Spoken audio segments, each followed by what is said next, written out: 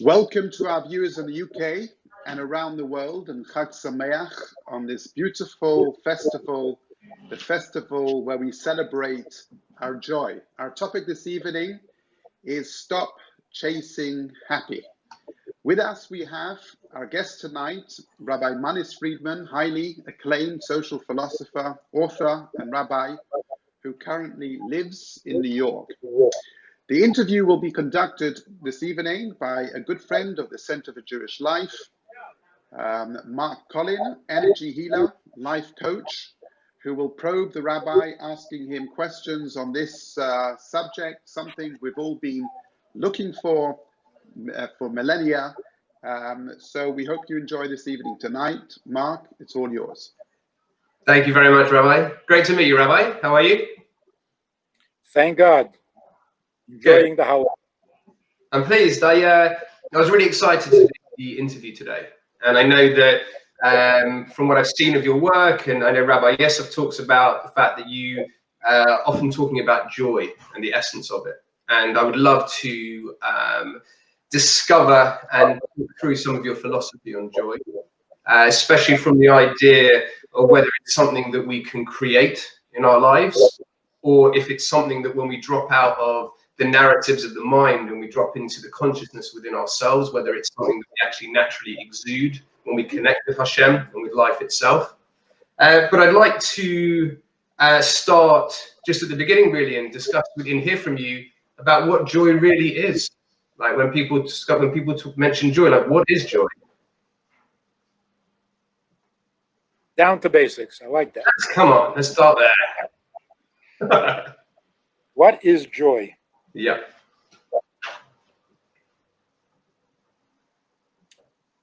Joy and sadness are best described as dispositions, not emotions, maybe not even feelings, but dispositions. There are people who are disposed towards feelings. They will feel grief, they will feel joy. And there are people who are not disposed towards feelings. So they will not feel grief and they will not feel joy. So a person who is happy is disposed, willing to experience feelings, emotions.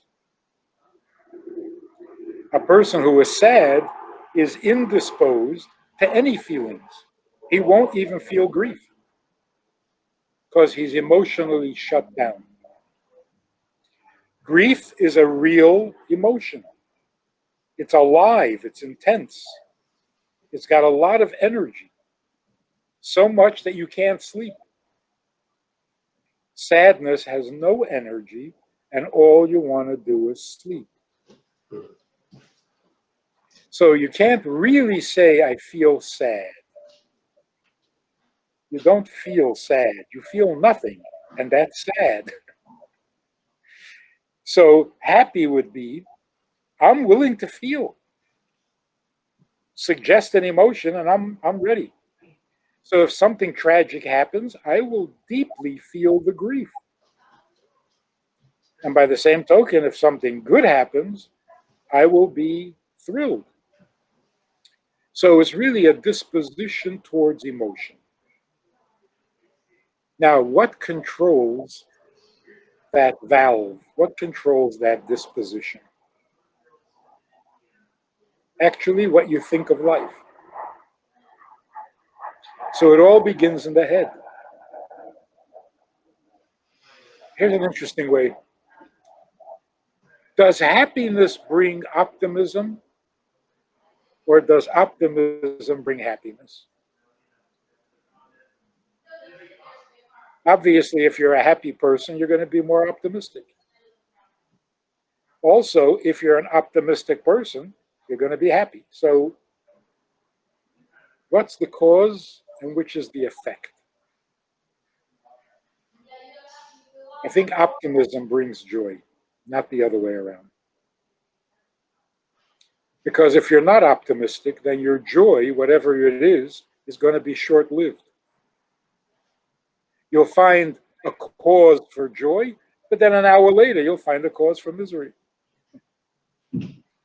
But if you're optimistic, you're much more steady, consistent in your disposition.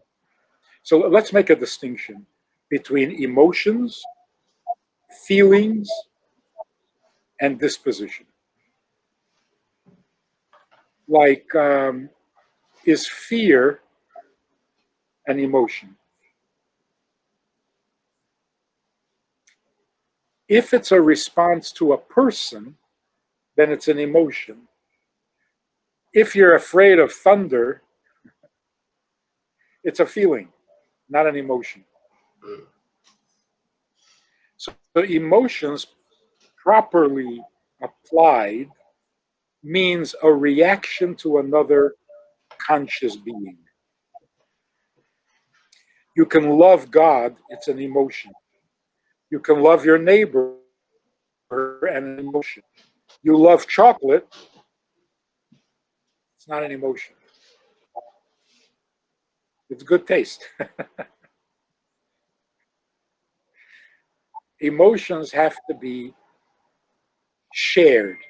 I love someone who can love me back or hate me back, but I can't love a tree. I can hug a tree, but I can't love a tree. I can enjoy a tree, which is a feeling, but it's not an emotion. Can you not love the soul of the tree? In the Hashem and spirit is all pervading, that everything is consciousness, and to see life as this beautiful Right. whole, what would you not derive a great sense of love for being alive itself, for life itself, and being in relation with it? It would better be described as pleasure than emotion. Okay. You can get pleasure from chocolate, you can get pleasure from a tree, but you can't love the tree. Love should be much more personal. But if you're seeing Hashem in everything, then how can you not love everything? Right, right. If it's really Hashem that you're seeing, Sure. and not the god of fertility that makes plants grow. If it's God, yes, God you can love because he can love you back. Hmm. He can also hate you. He can also hate you back. That's an important condition in love. If you will not love unless you are sure, guaranteed to be loved back, then you're not loving. Real love is a bit of a risk. Hmm. So it has to be loving someone who could love you back, but no guarantee. They may hate you back. Now that's real love. So that's why people say, after the Holocaust, for example, I hate God. That's a good relationship. Hmm.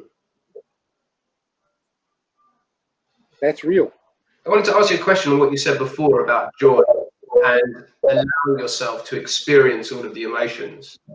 Because I often talk to clients about this, that especially in the Western mindset, we have a habit of labeling happy as good and sad as bad, or whatever it is, and we chase certain positive emotions and we run away. And by doing that, we actually compress them within ourselves and we create neuroses and issues and all of these different things. How would you suggest people can start living, having a better sense and relationship with the full spectrum of their emotions? Okay, so let's get into a heavy topic. Sure. All of our problems begin when we feel needy. If I need love, I'm in trouble. If I need happiness, I'm in trouble. If I need a friend, I'm in trouble. Because neediness is the beginning of all of our miseries. And the reason for that is, let's get a little mystical here. The reason neediness gets us into trouble is because our needs are not real. Here's something you might want to try because I think it's the future. Since the beginning of time, human beings have been motivated by need.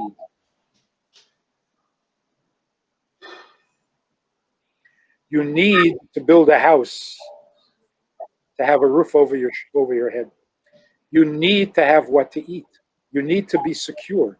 You need to protect yourself from wild animals and from the elements. You need, in order to have what to eat, you need to plow the field in the right season at the right time. You need to milk the cow. You need to keep the cow healthy. Without that cow, you're going to starve. So everything we accomplish, every step of progress was motivated by need. And what is the ultimate need? To survive, which means not to die. As we became more sophisticated, we discovered more needs. It's not enough to have what to eat. You also have to have inner peace. You have to fight your inner demons. And the deeper we got into psychology, the more needs we discovered. You need to make peace with your mother because she never wanted to have you. You need to stop being jealous of your siblings because it's eating you up. You need to get over the vendetta that you've been carrying around for your neighbor. It just goes on and on and on. Religion comes along and adds a whole new set of needs. After you die, you're going to have needs. You're going to be in trouble then too. It's gotten too much. Too much. We can't handle so many needs. But it's not because there are too many of them. It's because none of them are legitimate. So here's the real solution to all of our problems. I don't need anything. Nothing I don't need, period. Because I didn't ask for it. And the reason I didn't ask to be born is because I don't need to be born. So all of a sudden, the threat of dying has gone away.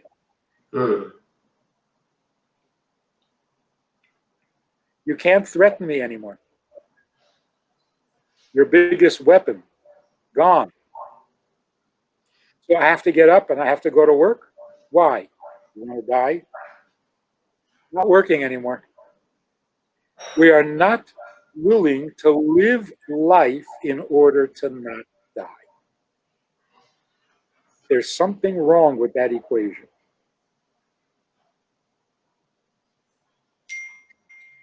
So, for example, I need to eat. I need to sleep. No, I don't. No, I don't. Well, if you don't sleep, you're going to get sick. Okay, stop threatening me. I don't need to sleep. Wow. I can't go without sleep. That's true. But it's not my need. I need it like a hole in the head. I'd be much better off if I didn't need to sleep. So I didn't do this to myself. I didn't ask for this. I didn't sign any agreement. I don't need it. It sounds like a profound sense of non-attachment, and Yeah, almost enlightenment. The question is, what's the alternative? Sure. Because if I don't need to live, I sound suicidal. But it's not. Mhm. Today, when young children refuse to clean up their room because I didn't ask to be born, they're not depressed and they're not suicidal. They're precocious.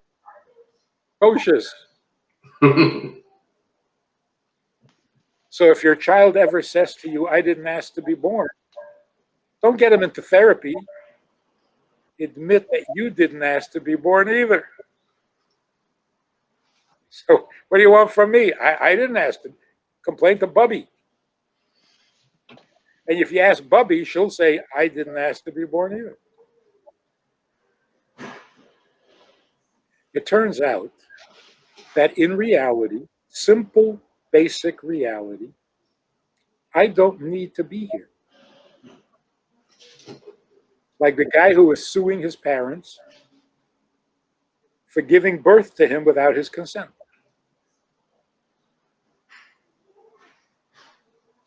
What he demands is that they should pay all his bills for the rest of his life. I think I saw that one. He's onto something. If I didn't ask to be born and you went ahead and gave birth to me, how do I end up with bills? How is it my job to do anything when I didn't sign on? I didn't agree to be born. I didn't ask for this. I didn't, no oral agreement, no document, nothing. And all of a sudden, I have to go to school and I have to get a job and I have to pay a mortgage. Oh, you want to die? Don't threaten me. Because when you threaten me, it means you've run out of an argument. Do you Now not? let's apply that to religion. No, I was just going to ask. Carry on, please. Yes, go ahead. I was just going to ask, before we go into the religious aspect, like, do you not think at the level of soul that we do thirst for incarnation? The level of what? The soul that we thirst for incarnation. Yeah. Actually, if you were to ask the soul whether it wants to be born, it would say no. It protests. It is born against its will.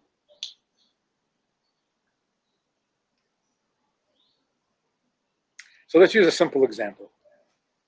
A boy goes overseas to a yeshiva, comes into the dean's office, and he says, I need to call my mother to tell her that I arrived.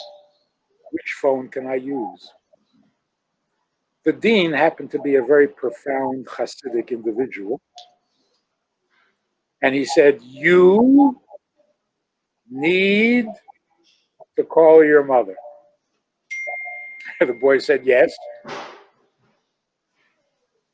The dean said again. Actually, he said, I need to call my mother. The boy said, yes. He said, not true. Tell the truth. The boy thought about it and realized what the dean was driving at. And he said, my mother needs me to call her. Which phone can I use? And the dean said, now you're talking. You don't need to call your mother. Why are you calling it your need? It's her need. If it were your need, I would tell you to find a phone and help yourself. But if it's your mother who needs you to call, I will help you find a phone. Because if you're doing what your mother needs, that's noble. You're doing what you need? Well, good luck. Find a phone. We claim needs that aren't ours. I don't need to eat. I didn't design myself that way. Not my idea. I would love to stop eating sometimes. And I can't. So, first of all, it's not a need, it's a handicap. And second of all, it's not mine. Not only didn't I do this to myself, I never agreed to it. So, why do I eat? Because God designed me dependent on food. He needs me to eat. I don't know why, but it's certainly not my idea. So it's kind of a form of plagiarism. It's his need, but I claim it's mine. And that's where I start suffering. That's where all the happiness goes out the window. I need. I need to eat. But then I'm going to need to sleep. Then I'm going to need to get up in time to go to the job that I need, to make the money that I need, to buy the house that I need. That's it. I quit. Too much already. Imagine if people woke up in the morning all over the world and realized that they don't need. The religious grandfather says to his grandson, "Wake up, you'll be late for the minyan." He says, "I don't want to." Grandfather says, "You have to." "I have to?"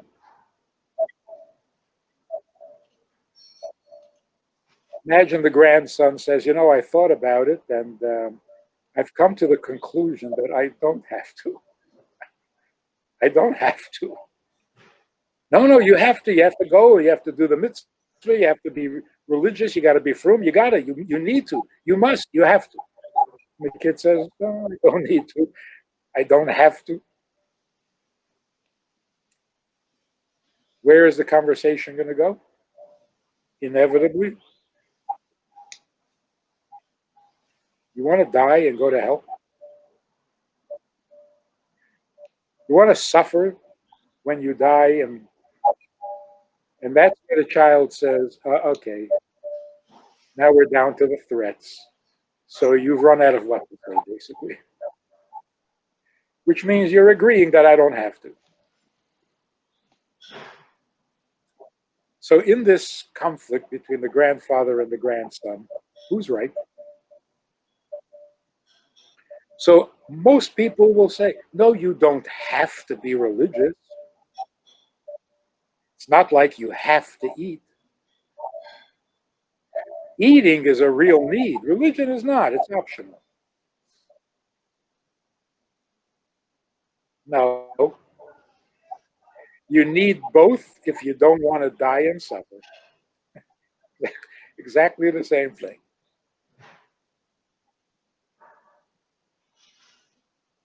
There is no more reason to eat than to be religious.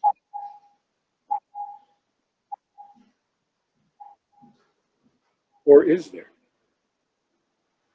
Okay, so practically speaking, psychologically speaking, if we can convince people you don't have any needs, why are you so burdened? You don't need. And particularly today, I need a safe place because there's a microaggression coming my way. You don't need a safe place. The microaggression won't do anything to you. You don't need. Why are you convincing yourself of more and more needs when you really don't need anything? So relax. Not your problem.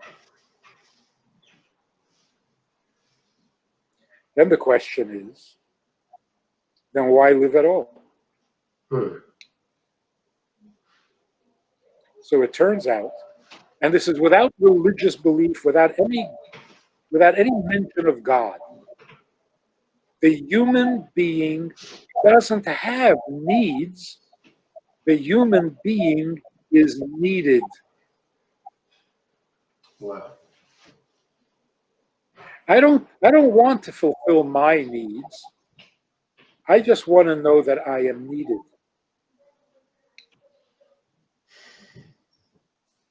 Which means basically I'm not here for me. For me, I don't need this. But if I am needed, I will rise to the occasion. A simple example, if I'm home alone and it's lunchtime, what am I going to eat? Whatever I find in the pantry. I'm not going to cook up a meal. It's just me. But if you're coming over for lunch, I'll make a feast. Because my needs are minimal. But if you need something from me, it's a bar mitzvah. It's a celebration. So I'd much rather be needed than loved. I'd much rather be needed than be needy. If I know that I am needed and I know what I am needed for, I have no further question. Wow. That's it. My life is wonderful. So incarnating itself is the greatest act of service. And being of service is all I need. I really love that. That's very powerful. I think this is the future of psychology. Yeah. We have to stop focusing on how profound our needs are, because they're not. They're not. Rabbi Friedman, if I can just come in, is what you're saying in terms of I'm here to serve others and not the other way around, is that, how would you relate that to humility and arrogance? Is that the same thing?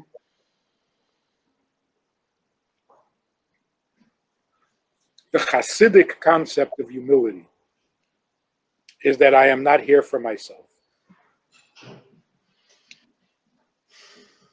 Humility doesn't mean I think I'm stupid. That's just stupid.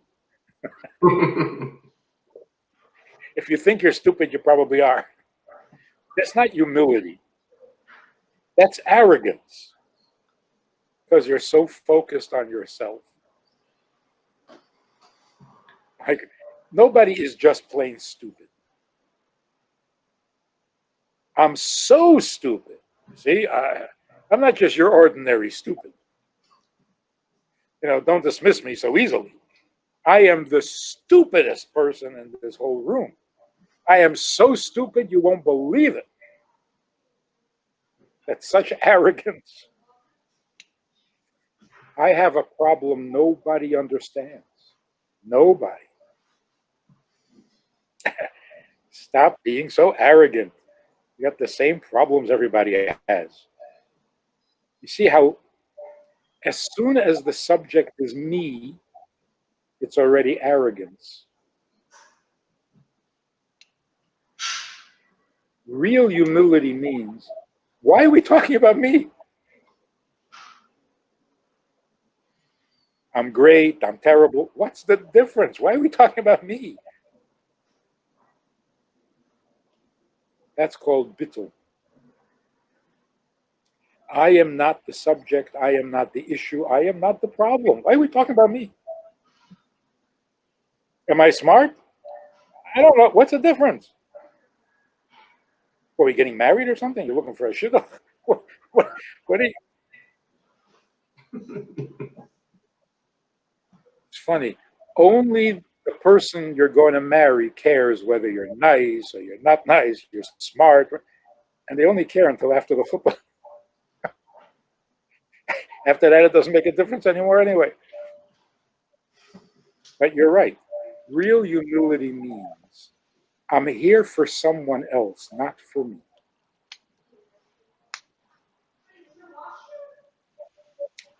Avraham Avinu was the healthiest human being on record. So when God said, "Can I ask you for a favor?"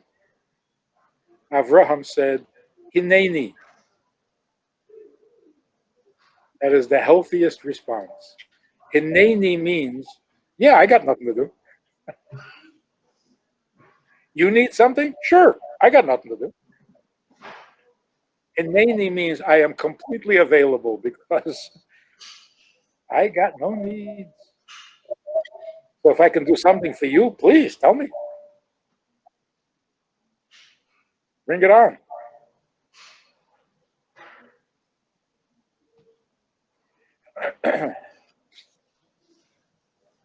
I've tried this many times. Marriage counseling. And this couple, they're so vicious to each other. And they're brilliant at it in some twisted way. So they both, and I say, that is the best comedy show I've ever heard. You guys are so funny. I said, what? Listen to yourselves. You're hilarious. You make up stuff. You get upset about stuff. You care about things you don't even really care about. What are you doing? It's so funny. You could have a good life together, but no, you don't want.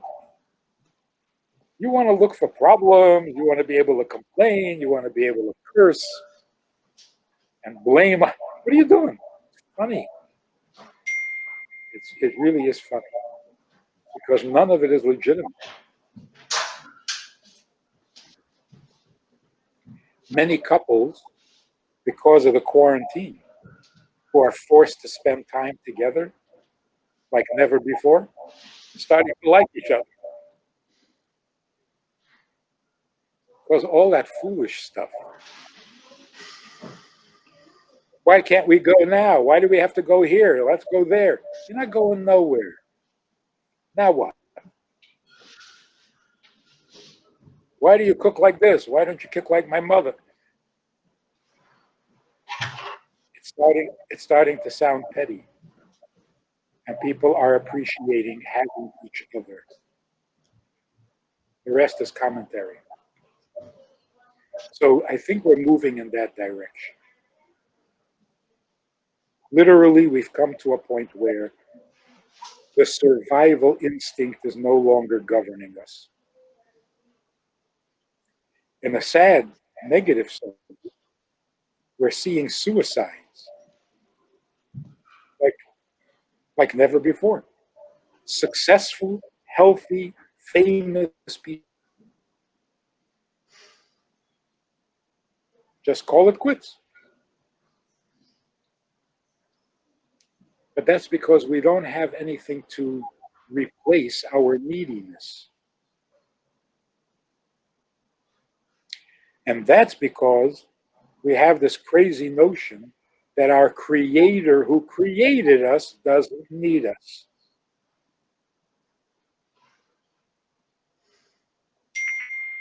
How's that for a twisted logic? The creator who created us doesn't need us.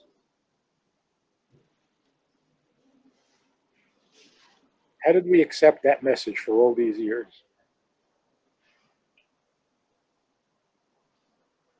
He created us, but he doesn't need us.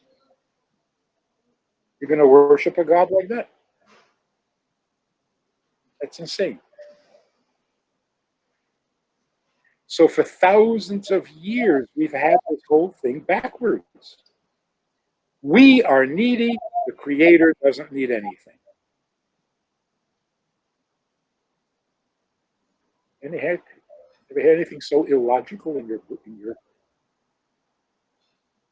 I didn't ask to be born, but I'm needy. God created the whole universe, but he doesn't get anything. It's so counterintuitive. Makes no sense. And it gets us into a lot of trouble. So when a person says, why should I be happy? The real answer is, why not?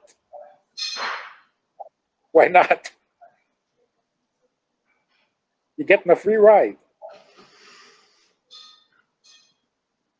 And you are indispensable. Best of both worlds.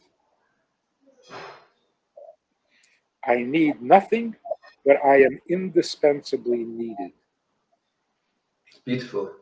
You know, that's starting to sound like a human being. But when you say, being needed by Hashem, I can't help but feel this amazing sense of belonging and connection. And I wanted to ask you, tangibly, how people find more joy in their life. I guess, in essence, it's to find greater and greater ways to serve.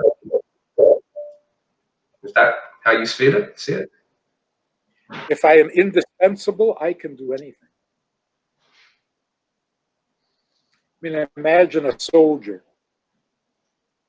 who is in a critical forward position. The war now depends on him. Nothing is too difficult. Wow. Powerful.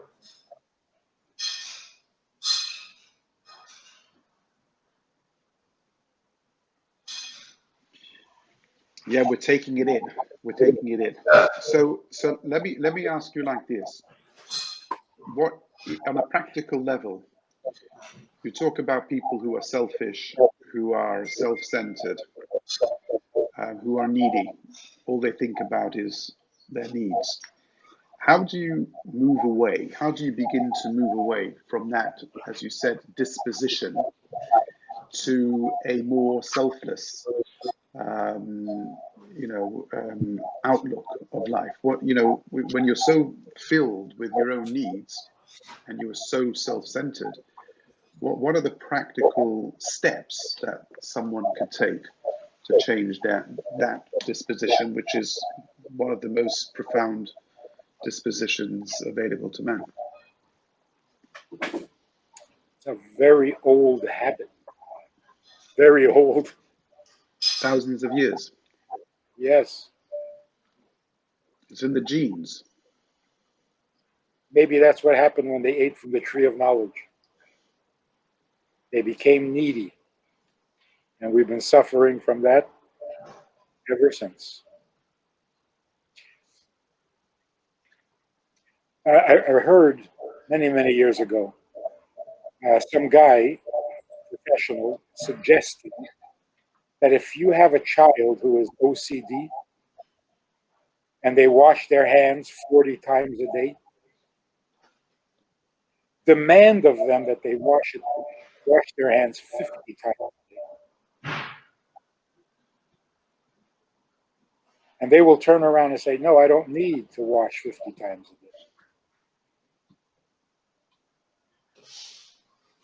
You've opened the door to the cure. Oh, you don't need 50 times a day? How about 39? Will that do? No, it has to be 40? Doesn't make sense to him anymore. I think it's true with all needs. How much money do you need? No, you should have more than that. Whatever you think you need, no, you need more than that. And then they'll start arguing about how they don't need. Now you've got them on the right path. Get people to admit that they don't need and then chip away at their list of needs. Like what happened with this corona. People thought they needed entertainment to get out of the house. They discovered that they don't need it. Wow, what a breakthrough. Oh, so you don't need entertainment. How about travel? Do you need to travel? You need to go places? No, actually, I don't need it. How about school? You need to go to school? No. Children are discovering they don't need to go to school. They're smarter at home than they are in class. Do you need to go to work? Not if the government is going to support me. Handouts. I make more by not going to work than I do it at work. So all of a sudden, the world is open to the suggestion you don't need what you thought you needed. Can we continue shortening the list? Do you have to have dinner at exactly 7:30? Do you have to have meat every night? In fact, do you need to eat breakfast? And you really can't function without 2 cups of coffee? Don't be so needy. Relax. I need my wife to respect me more. You need, that's why she doesn't respect you. Knock it off. The more desperate you are, the less she's going to respect you.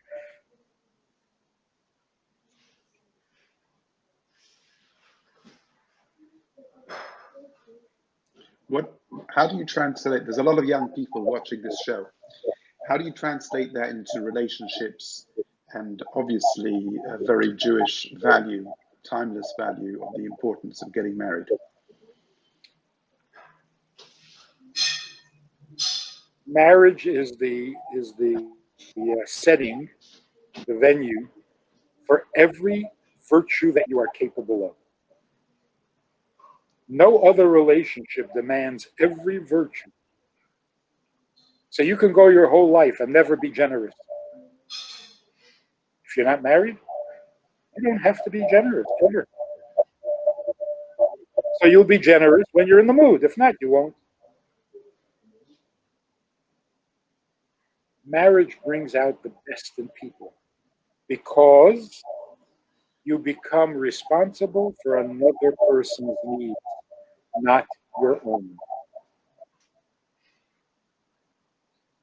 It's the only way to be sane. So there were people in the times of the Talmud, in the Mishnah, who didn't get married because their passion was the study of Torah or the service of God. If that's your passion, then you'll get from your relationship with God everything you get from your marriage. So they didn't get married. And the consensus among the sages was that it's not a good idea.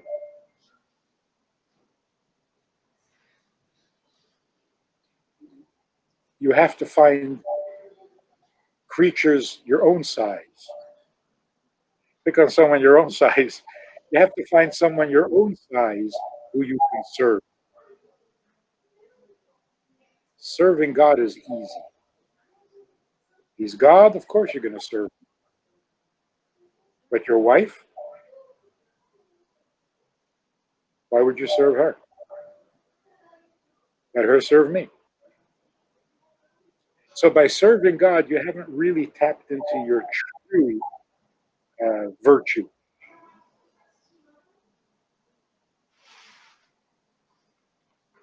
So, in other words, just to summarize, the parallel is the same in that a person gets married not to fulfill my own needs, but to serve someone else's, which is obviously completely antithetical to anyone's perception, most people's perception of marriage. And then people say, the statistics show that married people live longer. And their explanation is because they have love in their life. I don't know which marriages they're talking about. Married people live longer whether they love each other or not. They live longer because they're needed.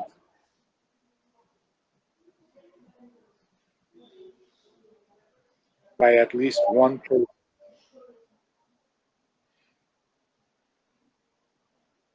It's a very common thing. A woman who's frail and unhealthy and so on, and she doesn't die because her husband needs her. Not because she loves him, because he needs her. It's more powerful than love. That's why a person would much rather be needed than loved. Because to be loved and not needed, well, that's how you feel towards a pet.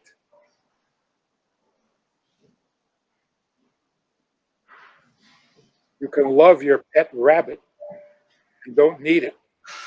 And the pet is content. But you say that to your child and you're going to get a strong reaction. We don't need you, but we do love you. Mm-mm. I'm not your pet.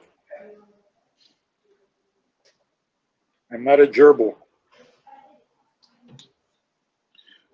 Would you say, again, following on from the theme, would you say that this profound desire, need to be needed, expresses itself sometimes in a corrupt way of seeking attention and seeking fame, seeking to be liked? We talk about social media.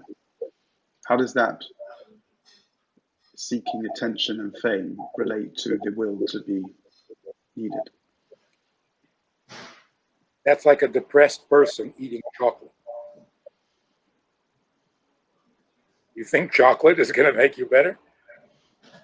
You think finding love will solve your problem? You feel unnecessary. Eating chocolate or being loved, pretty much the same. In fact, they release the same hormone, don't they?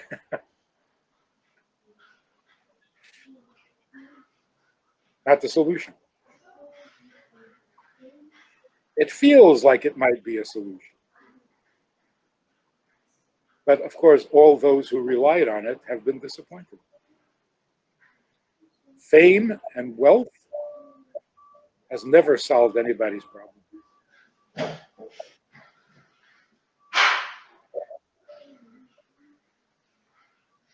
Because they didn't have a problem to begin with.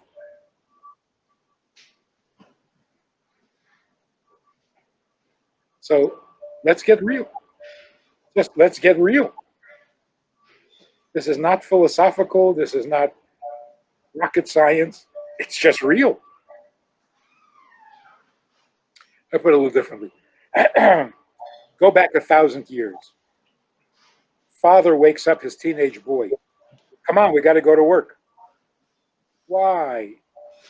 Because it's almost the end of the season. We haven't gotten the seeds in yet. We don't get the seeds in, then when the spring comes, we'll have nothing to eat. We'll starve. We'll all die. So he jumps out of bed. He goes to work. If the cow dies, we will starve. That's all. That's our only source of. In other words, the threat of death was imminent.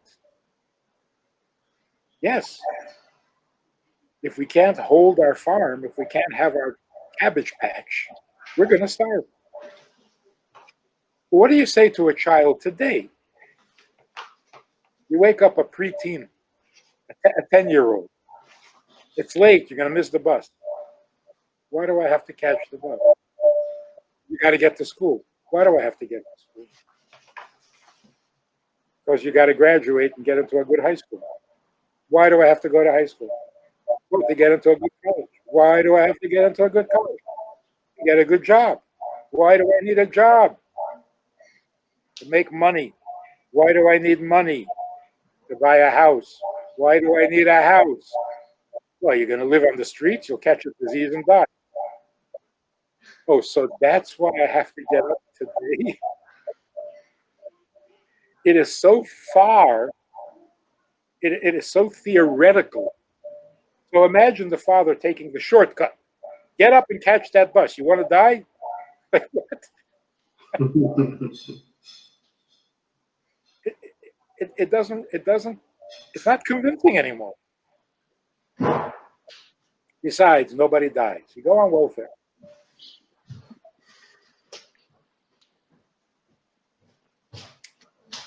Also, everyone's going to die anyway, right? The whole thing just, it doesn't hang together. I should do everything I'm supposed to do so that I don't die. So life means don't die.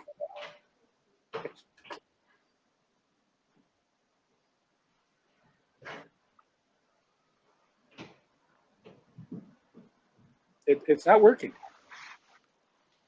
And the children are the first to notice it.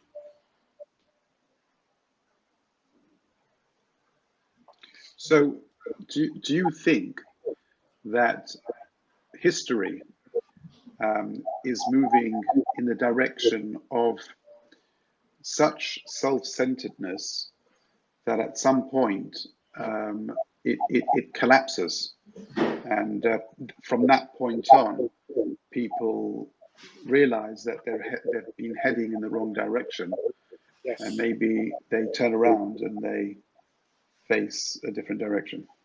Yes, our neediness is suffocating us. Can't take it anymore. And the reason is because it's not true. If we really were needy, we would handle it. But we're not. It's artificial.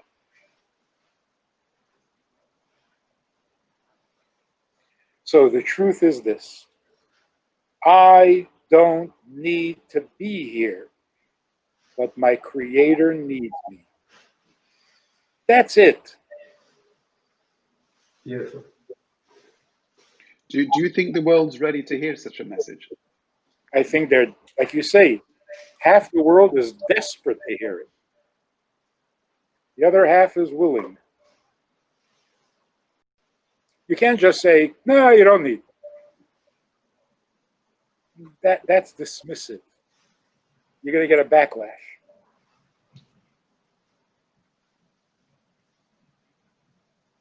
You have to empathize and then dismiss it.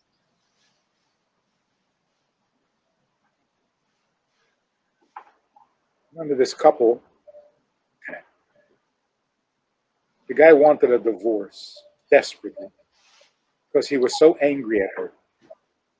What happened is that he invested all his savings in a business deal and it failed. He lost $30,000 and he was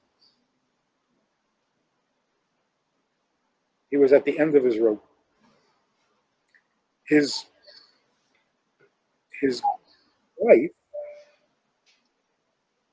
intending to be a good wife, said to him, "It's okay, it's just money."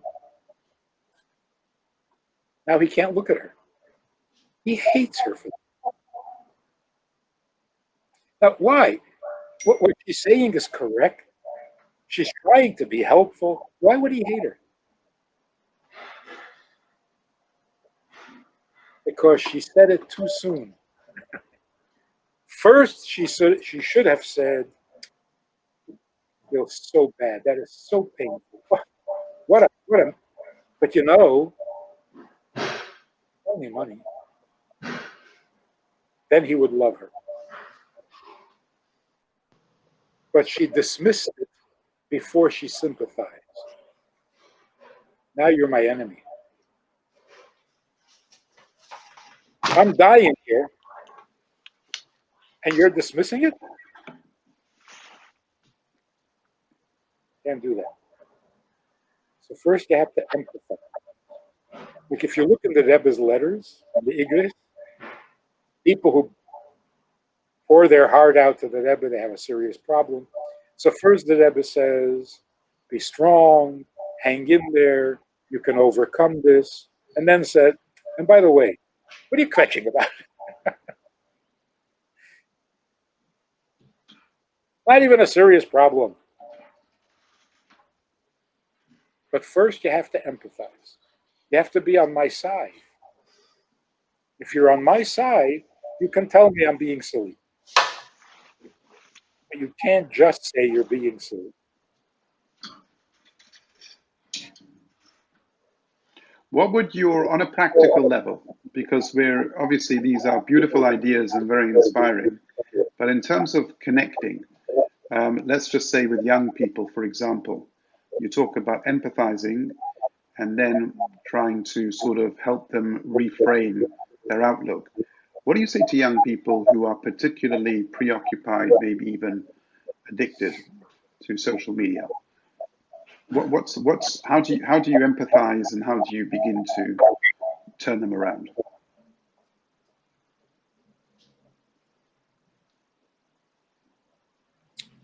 You have a professional sitting right there. Why are you asking me? Mark, you want to come in? How do I, if people are addicted to social media, Yeah. I guess it's asking them what it is they feel is being fulfilled by it.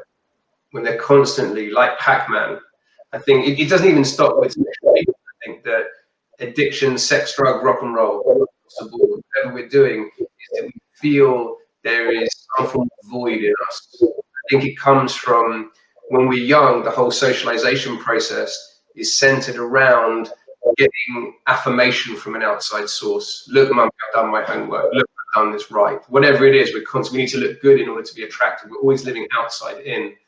And I think it ties back perfectly to what the Rabbi was saying, is that the idea of feeling needed, feel that wholeness and that belonging, or inherently, without needing a like on Facebook or to take drugs or to do whatever it is for a moment of happiness, rather than feeling that inherent connection that we can then bring unto life, that we can serve from this position of belonging. And I have to say, the Rabbi's blown my mind a bit today. It's been fantastic to hear you speak about this. That huge, I just feel a huge connection coming in as soon as you talk about it. And I just think that's what it is. It's to help people find that sense of fullness and wholeness in themselves. And everyone's going to be an individual case, but to help them get a sense of that is paramount. Where do you think, Rabbi Friedman, if you can come in, but just another question, which you can deal with too. Where does the solution come from? I mean, who begins to help people reframe or change the tide in the opposite direction? Does it come from, I don't know, leaders, business leaders, social media, the people who run these social media organizations? Who triggers a change of direction? It's got to be grassroots. It's got to be coming from everywhere. It can't come from one direction. So it's got to come from you. On these chats, on these format, these programs. That example of the boy who went to the yeshiva, and Reb Nissen said to him, "Ich darf. I need. Knock it off." So, because they respected him, he got away with it. It worked. But I've tried recently. I was talking to a kid who was telling me how severely addicted he is, and he can't, stop, and he can't. And I said to him, I asked him, what does he think of politics? He had some very strong feelings. What does he think of morality, racism? Very strong opinions. I said, I like you. You're a nice person. But all my life, I've been trying to avoid fanaticism. I don't want to become a fanatic, a religious fanatic. So I've been very careful to avoid. And so when I detect fanaticism, it really bothers me. Don't be so fanatical. They claim I'm severely addicted. You're a fanatic. Knock it off. You want to enjoy the internet. You want to look at pornography. Go ahead. Don't be a fanatic. So we had a good laugh, and it helped.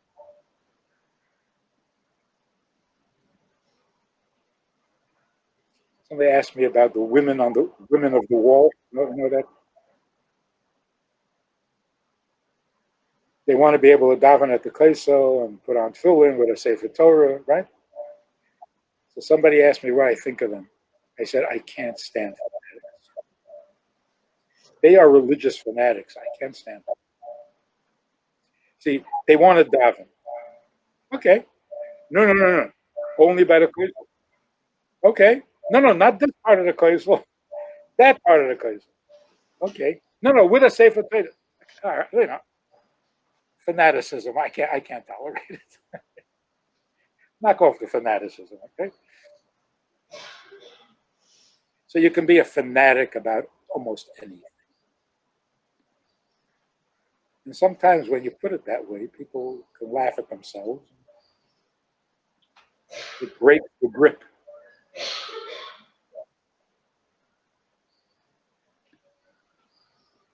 So would you say fanaticism is connected with arrogance in some way? I mean, how would you describe the fault? In other words, I think the right word is desperation.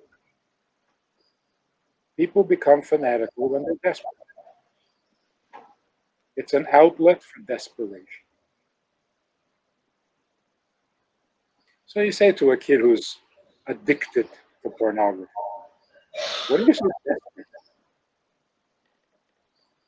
You enjoy it? Enjoy it. Why are you desperate? What, you can't live without it? What are you doing? What's making you so desperate? If you enjoy it, enjoy it. No, you can't just enjoy it. There's a desperation there. Well, what's making you desperate? And that's true of religious fanaticism too. You have to kill all the infidel? Why? Why are you so desperate? would you say this plays out in the current political world with regard to being at polar ends, the polarization? Is that a similar idea? It is a fanaticism that we haven't seen in a long time.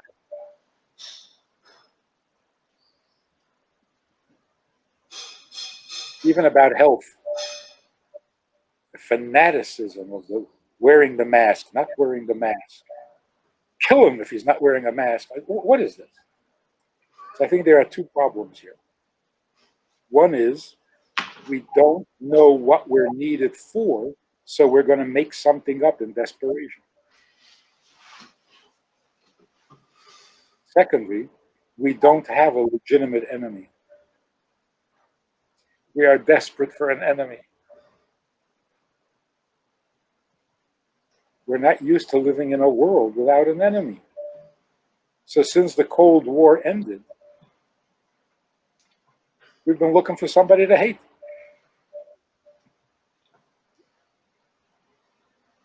And you add a little desperation, you get very nasty results. So talking about hate, do we have to hate? And who should we hate? Who should that hate be directed towards? In the world of neediness, which we're trying to get away from, but in that world of yesterday, where we were needy, one of the needs was an enemy.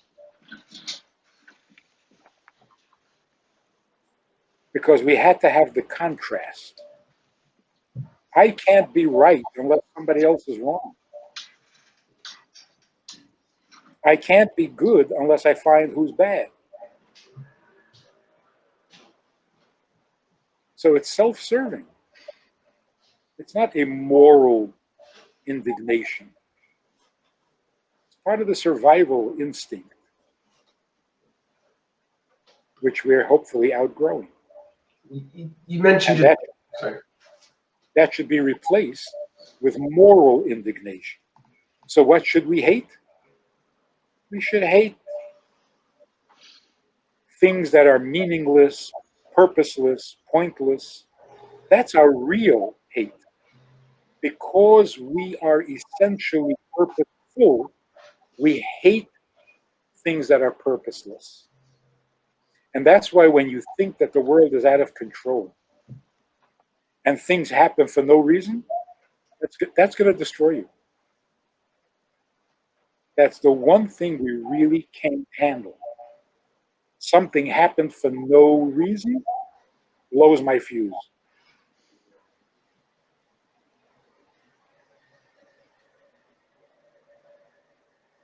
I am here for no reason, can't take it.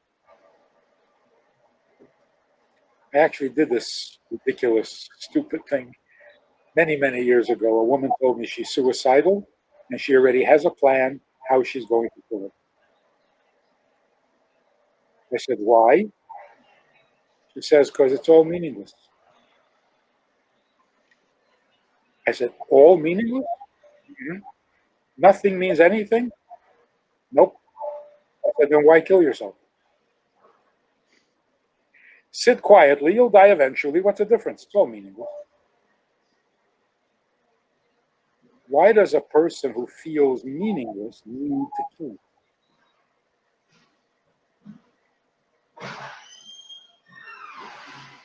Because it goes against the grain.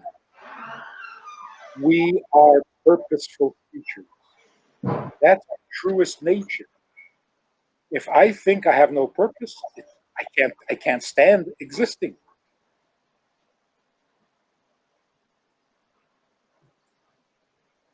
And that's been neglected for a long time.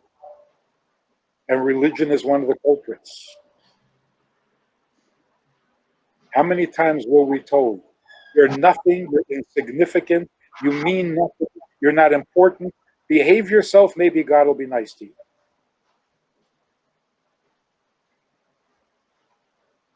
The message was loud and clear. You need everything, and nobody needs you. What a horrible message.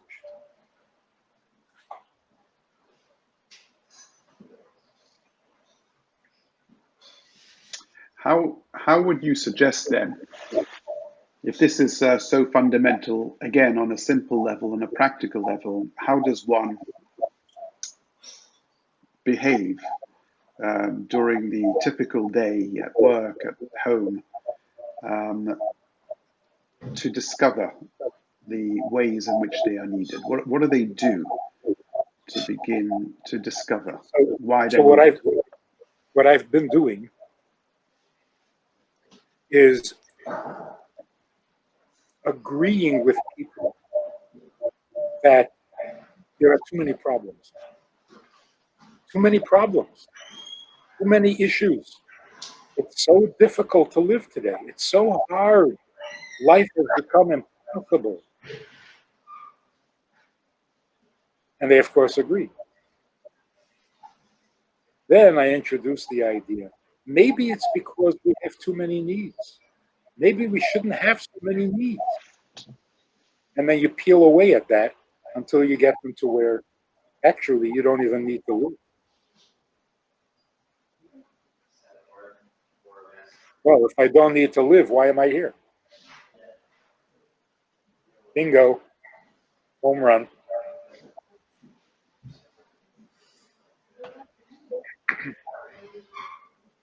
The Rebbe gave this to us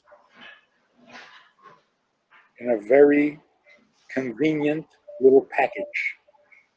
Ani loy nivresi. I don't need to be created. Ella, so why am I here? That's it. That's the whole story. You can close all the books and go home. Which means to serve my Creator.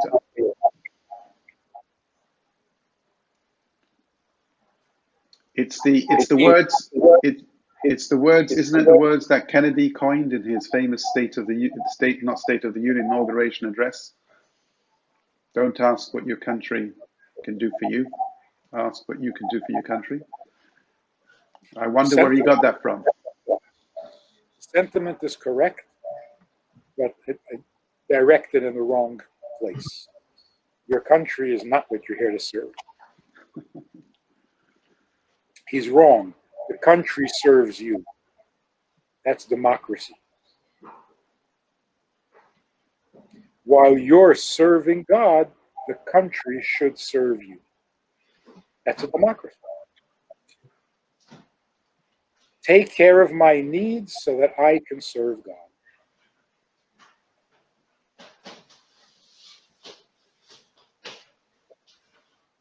And that is why charity is such a fundamental value in Judaism. It frees you to serve. But it's not an end in itself. If I'm comfortable, if I'm not threatened, if I have what to eat, I can serve God. Sounds like messianic times. Bingo. On that note, exactly what has to happen before Mashiach comes. I'm sorry, repeat. This is exactly what needs to happen before Mashiach comes. On that note, we'd like to thank you, Rabbi Friedman, again, as always, for your very insightful message, ideas, which take some time to process, I must admit. Thank you, as always, for sharing those beautiful ideas on this very special festival, the time of our rejoicing. And thank you very much, Mark, for joining us and interviewing and asking those questions coming from your background. Obviously makes it more interesting, more engaging. We thank you both, and may we all experience more joy in our lives, and hopefully we can spread that joy with our friends, with our family. And as you said, Rabbi Friedman, it's got to be a grassroots movement. Please God, we all take your message very seriously in believing genuinely that we are indispensable. And I love your analogy of being a soldier on the front line, where you know that the whole battle depends on you. That's real, and we should all think about that more often. And please God, we will find true inner joy in our lives. Thank you very much. Thank you very much. I feel bad that you weren't sitting in a sukkah. I'm sitting here drinking. Well, I'll tell you something, watching you drinking, enjoying yourself makes me happy, right? I only do it because it's a mitzvah. You know? Exactly. I don't need to drink. Exactly. You're serving God with that drink. Just make sure it's a very enjoyable drink. No, really. If you think about it, what does it mean to eat l'shem shamayim? Never understood it. Who's enjoying the drink? To eat for the sake of heaven, right? Yeah. So it used to mean, if your intention is not just to eat, but to use that energy later in the day to serve God with. So it's all kavanah. Now it turns out, with your kavanah, without your kavanah, the only reason you eat is because God wants you to.